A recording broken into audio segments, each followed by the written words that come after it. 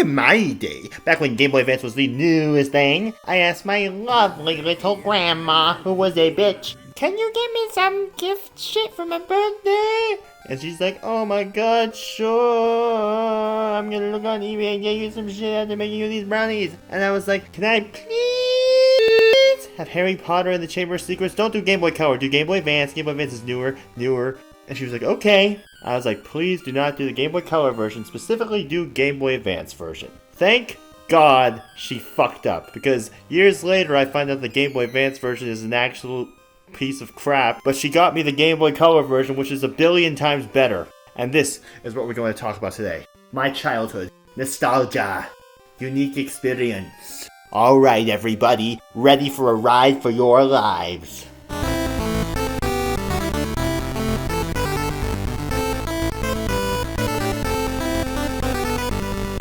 When there's an indie game or a game based off of a movie or a book, or in this case, technically based off the book without influence from the movie, it's not really about whether you're a Harry Potter fan, or whether you're a Potter-Harry fan, or whether you're a fan of Harry but not of Voldemort because of his evil, or a fan of magic but not of the Muggles because of their stupidity. It matters the experience. It matters sometimes the aesthetics and shit. The music.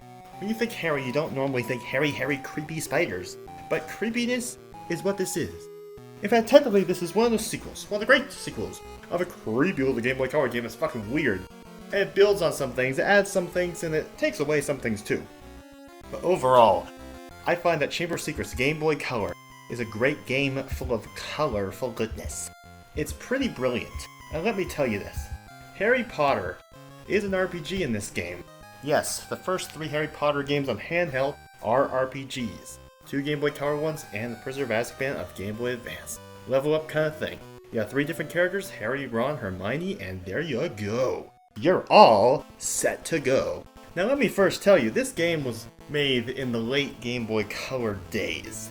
Late Game Boy Color days were pretty impressive. If you look at some games like Star Ocean Blue Sphere or something, they've got even more detail than like Pokemon games. 4 megabytes, that's pretty crazy large.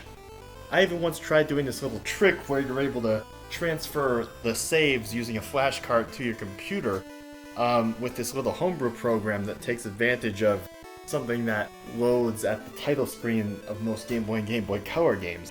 However, it didn't work with this game because this game was so advanced that it even had protection over little piracy-related things like that people wouldn't even care about these days. It has like 50 song tracks on it, a lot of detail, you're not locked to a grid when you're walking around.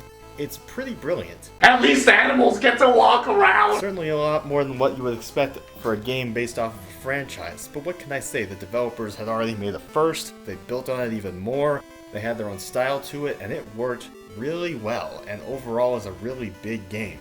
If you've played the first game already, it's interesting how, almost as if they're symbolizing that Harry has grown up, everything looks a little bit smaller, he's more familiar with the place, and of course, some things change. While they don't show the grand staircase, and Hogwarts doesn't exactly feel quite as active and animated in that sense, you get a certain vibe. It's a real vibe, bro. You get a shit ton of rooms that don't even have anything to do with the story, all to create this world. Yeah, there's Moaning Myrtle's bathroom. You can also just go to the normal girl's bathroom for the fuck of it. I don't know why, they just think all the players are perverts, I guess. And you can find wizard cards in urinals. Card attack combos, to be more specific. In other words, this game has a lot of shit.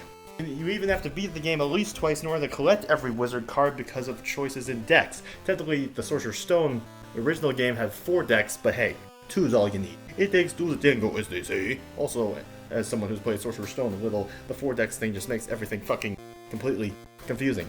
The wizard cards can be used for 2 things. 1, collecting, and opening up green chests that can get you a bunch of extra shit. Basically, if you get all the green chests and collect all the wizard cards, it's basically the equivalent of like completing your Pokedex and shit. And you can even trade trading wizard cards, except I've never tried that because I don't have any friends and everybody hates me and they've all cancel cultured me, wah. But hey, at least I got myself to play with it. Or you can have card attack combos. Oh, what's a card attack combo? Well, this one you only have to go through once. But hey, card attack combo, contact your friend at the Card Collectors Club. Yeah, your friend, what the fuck's his name? Because there's a shit ton of stuff in this that the movies don't even touch. This was reimagined after the book. in ways that have so much detail that even someone who's read all the books I don't even remember. They got Peeves. They got this weird, nerdy 7th grade girl who's also a portrait in the place. There's the Valentine's party. It includes the fact that Lockhart doesn't just wear yellow, unlike in the movies. He wears a shit ton of stuff, although he's still blonde. Technically, McGonagall, according to the books, has black hair and they still give her brown. Fuck you, you brown woman. Blacks are better. But this game fucking knows what the fuck it's doing. You can even just press select anywhere you go and Harry will tell you its location. I mean, most games do not have this. And don't even get me started on how impressive it is for a Game Boy Color game to have a little small text box of 4 different lines of text. Sure, they don't have any little high-pitched sound of advancing text like every other Game Boy Color game does, but I like how Game Boy and Game Boy Color games all have their own different choices of innovation and use of the text screen. For example, some games like the Dragon Quest ports or Lufia choose to have this little thing where the window takes up more than half the screen, which I think has its own nice little charm to it, but it's also taking up more than half the screen. It's like, what you doing? Or something like Pokemon, where it's sort of everything's in a grid, it's a little formatted nice, but it's only 2 lines of dialogue. Oh, only 2. Now, sure, the little artwork that comes next to it looks a little stupid and childish, and the art looks completely different than all the other artwork in the rest of the game, and I kind of agree, the artwork's kind of weird. Like when you unlock card attack combo, it's like, oh, Harry, look at you should be so proud. And it's like, what the fuck is this, Arthur? Caillou or something? I do agree that art's a little fucking weird, makes Harry look like he's like 8 years old. But hey, we all make mistakes sometimes. But seriously, the fact that they even have a picture at all during the text in a Game Boy Color game is ahead of its time as mofo. Also, unlike some other games, Pokemon, you can select the language in the game. Well, so what if you select the language? There's different languages for every game. Yeah, well they do, little idiotic muggle squib. But guess what else? They don't store it all in one ROM normally. That means that this game has a frickin' crap ton of text compiled inside of it, to the point where they compressed it. For example, in Pokemon games, you do have to look at the assembly code and use a table file to see most of the different text, because it's read differently from assembly pure code. However, they still don't compress much of it, which means that Harry Potter is better. There is somebody in the hacking scene. If you've ever seen the giant-ass cutting room floor page of this game, it is a Chamber of Secrets. Sankey, who's like a Game Boy Color genius. You see him everywhere in the Game Boy Color worlds. Well, he developed like a Python script or something, learning how to decompress and recompress the text, and even a tool that can hack the text with no limits whatsoever. I won the 2002 $2,500 no-limit deuce to 7 draw tournament at the World Series of Poker in Vegas. So, yeah, I'm pretty good at poker. I mean, like, for example, in the Pokemon games, when you have text, it's like, when you do a hack, you have to worry about, like, the limitations of how much text. This game has a whole indexing system where you can hack it and change the text to have as much dialogue as you want, as long as you don't go beyond, like, the limits of the entirety of the free space of the game. It's pretty incredible. There's even a bunch of unused text in this, and things like unused minigame records and things like that. This game is crazy. There's even a little extra Easter egg that some of the developers didn't even know about. The only reason we know about it is just because one of the developers randomly posted this on online forum. But if you go to play every single difficulty of Flick Wick Boogaloo, which is already a minigame that you can't unlock without completing a certain wizard card set, I believe you have to do the Morgan Le Fay deck and get all the charms for that one. And you have to put the name of the high score on each difficulty, F-U-N, fun. And when you do that, it will then trigger something in the astronomy tower, where you can look up at the telescope in this game for no apparent reason, just because they're cool like that. And if you press select during the telescope, it will then trigger another mini game where you're Fred or George on a broomstick throwing socks at chickens forever. I mean, this game is jam-packed with freaking brilliance, naggy daddies. What can I say? It's just good. Now, before we get to the greatness of more of this Game Boy Color game, let us tell you first how stupid every retard who says that the Game Boy Advance version is good. Remember how I said my grandmother knew deep down that she would piss me off if she gave me that crap Game Boy Advance game? Well, Granny's intuition was right, because last time I checked, the Basilisk isn't a fucking worm, and they take the brilliant soundtrack of a Game Boy Color game of Jeremy Soule and Ian Stalker's work, and they take it and they fuck it up and they just make it sound like it came from Satan from hell.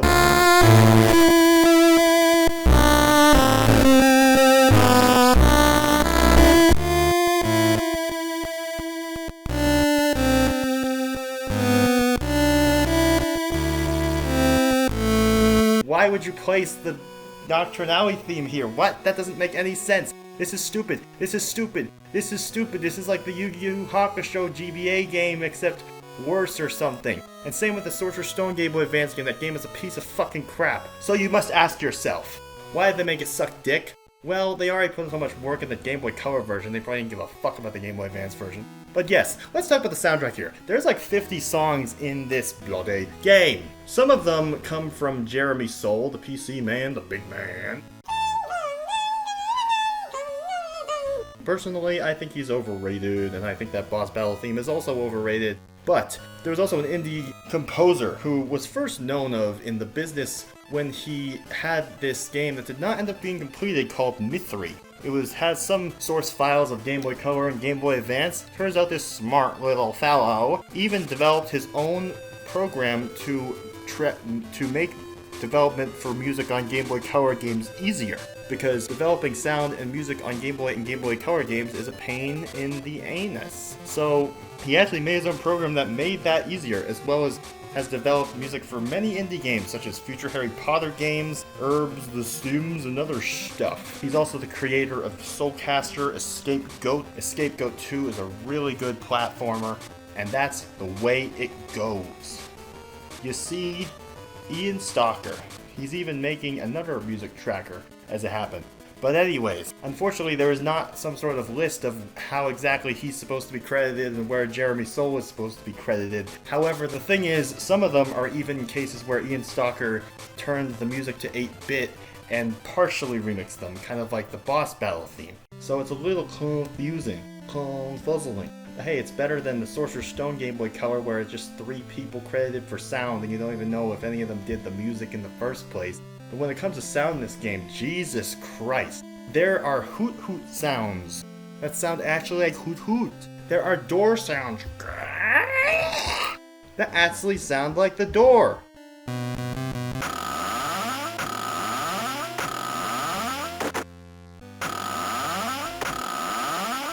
Or the meow sound somewhere, I forget. They actually get it to not sound 8-bit in an 8-bit game, just like Pikachu and Pokemon Yellow. That's not easy, but they just put so much detail in this freaking game. Like, for example, one little detail in the books is that there's secret passageways that let you go through floors. There's like 3 different secret passageways in this one. One from the dungeon to the 6th floor, one to the 1st to the 4th floor, one to the I think those are the only 2. And it's like, holy crap, how did they do it? You examine this gargoyle's anus, and you find a wizard card. Ron damages his wand, well shit. That means you might get hurt. Ooh. This game thinks of every detail. Ron damaging his wand so he has a chance of screwing up everywhere. You can't even put on cologne without screwing it up. Different characters being better at different spells. Like how Ron and Hermione can learn Fumos, but Harry can't because he's stupid.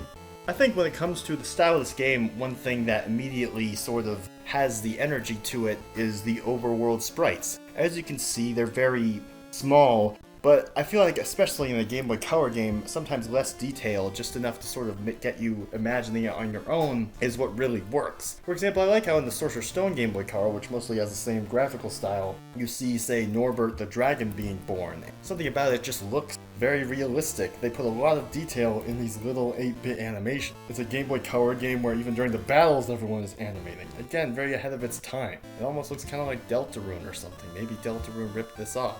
As for why every enemy is a little blue cloud thing, I have no clue at all, but I wish that wasn't the case. In fact, weird enough, in the Sorcerer's Stone, they actually have some times where the enemies do appear more accurately, and other times where they don't. In fact, this is also one of those games where when you're with your Hermione and Ron in the party, they go inside of you, almost as if you eat them or something. There's only one part in the game where they follow you. In fact, there's multiple parts in the Sorcerer's Stone game where they follow you, even though they don't actually join your battle party in that. It seems to me like this game only knew how to do that properly, though, without glitches during certain events. Which makes sense, because during the one event where they do follow you, it is a little bit weird, funky looking. It's so, I don't know, funky. So I can understand that. They tried. In fact, speaking of the time when they follow you, this game really makes interesting use of its limitations and mechanics as well. For example, when Harry first hears the writing and the voice of the wall of the basilisk, you hear that, guys, right after having a nearly headless Nick Death Day party, it suddenly plays music. Music that is the same music that plays at the very end in the Chamber of Secrets right before the final battle. You see, this game has a little bit of a glitch in it. When you're in the battle and you look at the Folio Brudi, aka your monster index, the music speeds up. And vice versa when you go to your card attack combos to use your cards to attack evil basilisks. And that is true, you can literally just use your trading cards to kill basilisks in this game, that's one option. It will slow down the music. I don't know what kind of glitch that is, but hey, it's a glitch, what can I say? Glitch is a bitch. But it kind of makes use of this at one point in the story when you first hear that Chamber of Secrets theme. Because that's a very slow theme, however, when you start walking around, whether it was accidental or not, you hear a sped up version of that theme. Almost as if they take the same MIDI or whatever, tracker information, but just make it a little bit less creepy and dramatic by speeding it up a little bit. Technically, if you go to the debug menu, you can see that the only version of the song is the slow one. It's almost as if they make use of a certain glitch. And there are interesting sequences like this. Probably one of the most surreal, almost Majora's Mask-esque experiences in this game is during the dueling club. You see, there's a part where you fight Draco Malfoy, and it's the part in the story where Harry realizes he's a Parseltongue and he might be an evil Satanist Voldemort supporter all along. Uh-oh, what do I do? He can talk to snakes and shit. In other words, people are just racist, discriminatory assholes, and they think just because he's a Parseltongue that he's petrifying everybody. Weirdo. Immediately when you enter the dueling club, before they even announce a fight, this weird music plays. It's almost like a slowed down version of the boss battle theme, but at the same time has its own theme going along with it. Almost like you're just in the middle of a nightmare. And before anyone says anything, it suddenly says Ron and Hermione have left your party, almost as if you're just suddenly left alone in this confusing world. I feel like if I lost both my parents, I feel all alone in this world.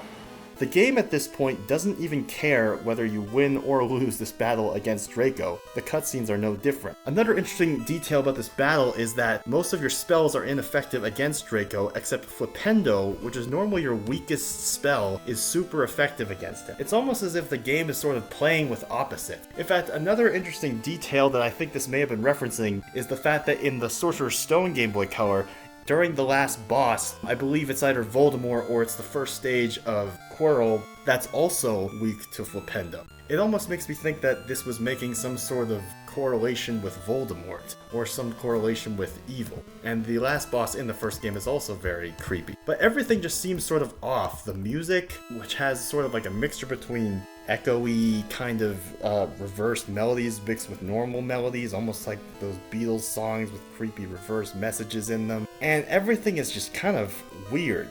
And the whole sequence ends by the time you're out of the dueling club chasing Justin and seeing that he gets petrified and then getting blamed for it because of idiots. There are segments of this game that you would not expect in some sort of normal game and wouldn't expect to see in, say, a Harry Potter movie that really work in their own regard. And the lack of detail in things like the overworld and having no voices, I think, can sometimes very much help with this kind of experience. Almost as if the game gives you this odd feeling that it's not your friend. And that's a very powerful feeling that I wish was in a lot more games. Okay, well, there's a little dueling club segment. Real great! You think that's all it takes to make a great game? Well, no, retard. There's more. For example, remember when Harry didn't know how to use Clue Powder right, like a noob, and he ends up in Nocturne Alley instead of Diagon Alley with all the drug dealers and shit? Diagonally. Well, in this game that happens too. And suddenly it plays this creepy fucking music.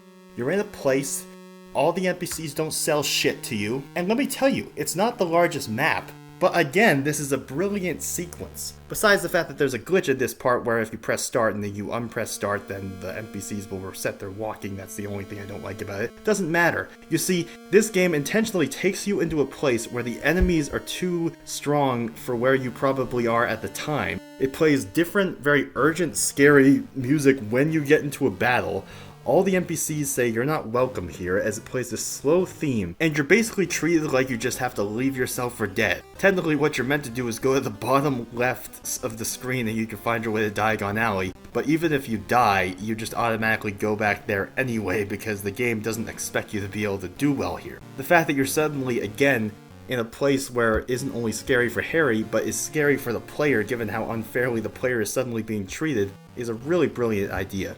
And then you go to Diagon Alley and everyone's happy.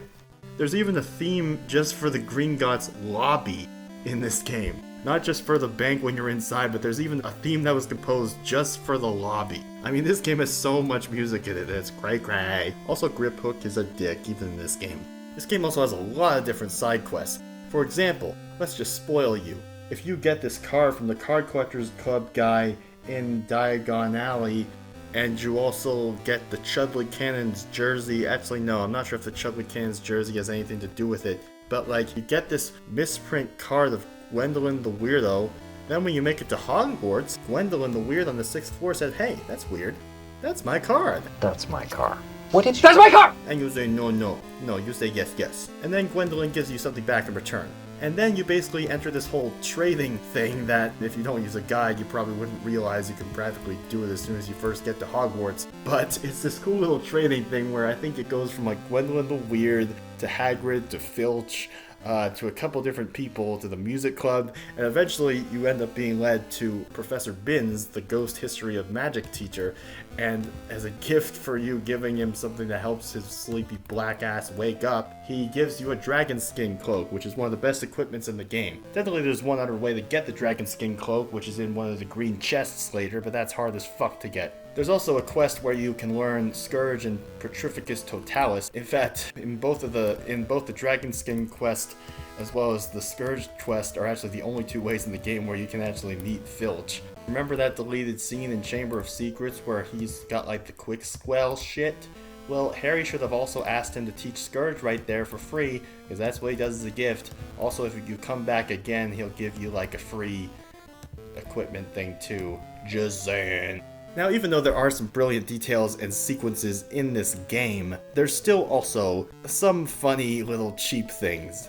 Not necessarily funny as in bad, but just a little bit funky. For example, when the Polyjuice potion starts to wear off and Draco starts to see disgusting mudblood Gryffindor people, it looks like this.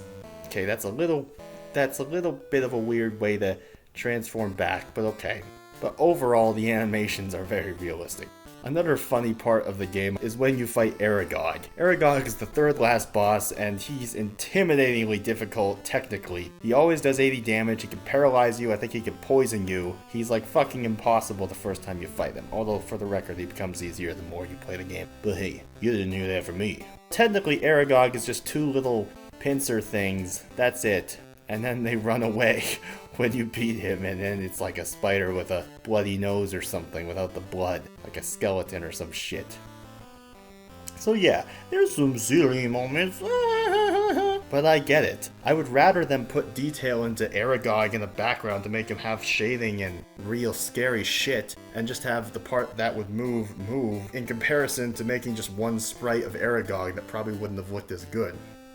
This game thinks about those little details. There's so many little things like the card attack combos and how there's so many different scenerifics in it and everything, and variations of the sound, the different Scabbers attacks, Hermione's improved shit, whatever they are, upgrades of Petrificus Totalis, Mucus Ignasium, which I believe is a game thought up spell that simply poisons the opponent, and you can even get upgrades of that expand the poison. Different enemies can also have different levels of how much they can poison you, between 5 damage and 15 damage, and some can add to it as well. There's also like 5 different normal battle themes. Like there's so much music in this game, and just depending on where, you will literally get different battle themes just for normal stuff. That sure as hell beats the really weird broken piece of crap noise music that plays during most battles in the Sorcerer's Stone theme. I hate that song so much. I don't understand how anyone likes it, if anyone actually does. And like I mentioned before, there's also a monster index. Technically, nerds like me know the fact that they actually forgot to put in a couple monsters, such as the Emerald Fire Crab. I don't know why, I guess they just forgot to put them in, but fuck it. So it's impossible to 100% this game. This is an incomplete game, do not play it yet.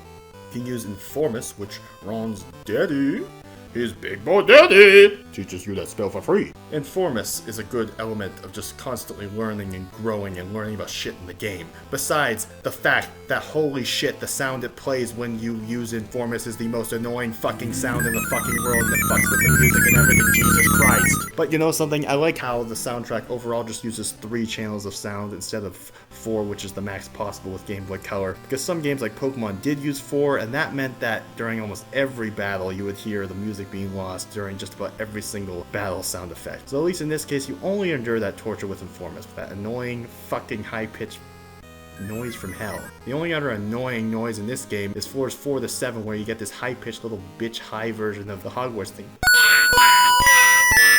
Try listening to that when you're tired and you want to hang yourself. One thing I like about this game is that it's almost kind of like Shenmue in the sense where it's not necessarily about just the purpose of where you're supposed to go in the story or getting across a level, where it's more so that you just have this whole hub of a lot of things where you can find along the way, all sorts of optional rooms to go to with different kinds of enemies, where say your goal is to go to the Quidditch pitch, it's a point A to point B kind of map story the whole time, but along the way you can make so many different choices in the battle element of things and find different side quests that can get you sidetracked, and sometimes the point of the point A to point B goal doesn't end up even mattering. For example, there's a time where you're supposed to go to Quidditch, and Quidditch gets cancelled because Hermione up and got herself petrified like a little bitch, and it's like, oh no, I wasted my whole trip to Quidditch for nothing. Fuck you, Hermione. But then, you probably met some Horcrux along the way. You probably noticed the fact that most enemies on the grounds are much weaker than the enemies in Hogwarts along the way. You may have gone to the hospital wing and realized, hey, I can heal, and check out all the petrified people, and give this girl to teach me Petrificus Totalis, and train in the bathroom with all the toilet seats that Fred and George left there. You could do a shit ton of crap. 2 minigames are side quest minigames that you can only get if you get certain wizard cards. This game awards the ball to really care. Hey, I don't know if there's any mini games where you have to shove it up your ass. In other words, fortune favors the brave, as Matt Damon says. Also, I hate Matt Damon. Good Will Hunting in every fucking movie this guy in is overrated and crap. I hate it. Also, the amount of dialogue. The dialogue changes depending on different parts of the game, where people say different shit. There's even one that references Fight Club. There's so much dialogue that there's even a part in Diagon Alley where you have the option to talk to Lockhart a little bit in the library. You don't even have to. He's just standing there, and they put in 5 different lines of dialogue for him that you can just have by chance.